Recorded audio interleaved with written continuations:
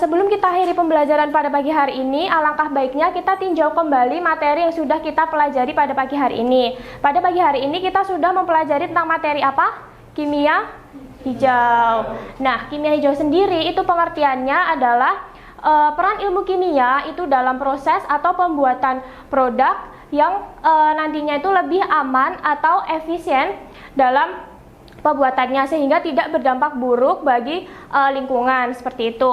Nah, di kimia hijau tadi ada berapa prinsip? 12. Nah, betul, ada 12 prinsip. Di antara 12 prinsip tadi di antaranya kita harus mengurangi terbentuknya limbah. Terus kita harus efisiensi energi. Kita harus menggunakan katalis. Terus juga kita harus menggunakan energi terbarukan. Dan bahkan di prinsip kimia hijau kita dapat mendaur ulang produk dengan cara alami seperti itu. Nah, dari prinsip-prinsip tadi penerapannya pada bidang industri kita juga sudah mengetahuinya, yaitu apa teman-teman? Ada yang tahu? Dalam proses industri maka kita harus menggunakan bahan yang aman. Ya, kita harus menggunakan bahan yang aman. Terus juga kita harus menggunakan bahan-bahan yang terbarukan seperti itu. Nah, pentingnya atau intinya dari materi ini tuh kimia atau ilmu kimia itu nantinya dapat memberikan solusi dari permasalahannya, bukan malah menambah masalah baru lagi. Itu ya.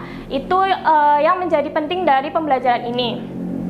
Nah, untuk mengukur pemahaman teman-teman akan materi yang sudah kita pelajari, maka Ibu nanti akan memberikan soal kepada teman-teman berupa menyatakan pendapat saja. Nanti yang Ibu tunjuk namanya, mohon untuk menyampaikan pendapat teman-teman mengenai pemahaman atau materi sudah dipelajari. Jadi menurut pemahaman teman-teman aja akan materi yang sudah dipelajari tadi, seperti itu, oke? Soal yang pertama, coba Latif. Dari 12 prinsip tadi, Latif, menurut Latif prinsip mana yang relevan atau dapat diterapkan di lingkungan rumah dan kenapa alasannya? Kalau menurut saya, Bu, banyak ya, Bu, tentunya. Cuma yang paling mudah diterapkan di lingkungan rumah itu yang mencegah terbentuknya limbah, Bu. Karena dari kita bisa mulai meminimalkan sampah plastik, terus juga lebih sering memakai ulang barang-barang yang masih bisa dipakai. Oke, betul. Soal yang kedua, coba Dila, dari green chemistry sendiri itu manfaatnya bagi industri itu apa, Dila? Manfaatnya itu salah satunya itu bisa ngurangin pencemaran lingkungan, bisa jaga kesehatan pekerja juga, terus bisa buat proses produksi lebih hemat energi dan biaya. Oke, jawabannya juga betul. Oke, soal yang terakhir, coba Ima. Ima, kita kan sebagai peserta didik, peran apa atau partisipasi apa yang dapat kita berikan untuk mewujudkan dari green chemistry tersebut, Ima? Bisa membawa botol sendiri, Bu, terus mengurangi tisu, terus sama satu lagi kegiatan daur ulang di sekolah. Oke, betul ya, jawabannya dari teman-teman semua sangat betul. Jadi dari jawaban semua ini kalian sudah menandakan bahwa kalian sudah memahami akan materi yang green chemistry ini, dan juga kalian juga sudah memiliki tanggung jawab akan cara untuk menjaga lingkungan kita. Oke, karena kalian sudah paham, kalian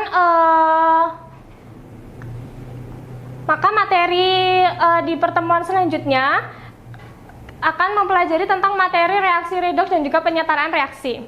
Nah, di reaksi redoks ini nantinya banyak reaksi yang terdapat pada kehidupan kita sehari-hari. Contohnya saja pada reaksi pembakaran pada bahan bakar. Terus juga yang paling penting itu ada reaksi di dalam sel tubuh manusia. Terus di dalam reaksi redoks ini nanti kita juga akan belajar tentang cara menyetarakan reaksi, terus juga bilangan-bilangan oksidasi, kayak gitu teman-teman. Oke, sebelum itu apakah ada yang ditanyakan terlebih dahulu? Belum.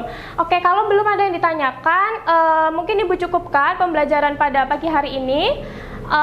Ibu harap bahwa semangat untuk menjaga lingkungan di sekitar kita itu tidak hanya kalian bawa di dalam lingkup kelas saja, tetapi kalian bawa pada lingkup masyarakat, terus juga di dalam rumah juga, seperti itu. Oke, terima kasih kepada teman-teman semua atas partisipasi dan juga semangat belajar pada pagi hari ini. Sampai jumpa pada pertemuan selanjutnya.